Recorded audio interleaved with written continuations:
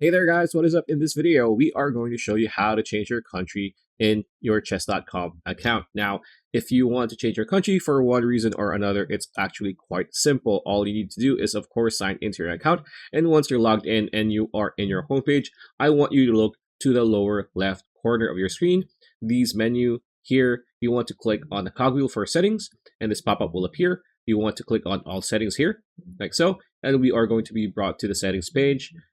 As you can see here, you want to click on profiles, right? It's the third option.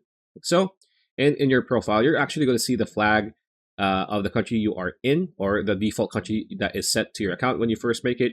If you want to change it, just scroll down until you see details, right? So under details, there's an option for country. So you can just change it to wherever.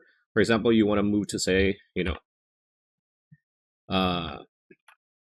you go. You want to move to United States.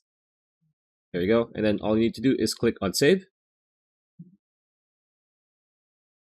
It is now saved. So as you can see, the flag automatically changes. So that is how to change your country in chess.com. Pretty much it. That's a video. Hope you liked it. Like, comment, share, subscribe, ring that bell icon. We'll see you on the next video.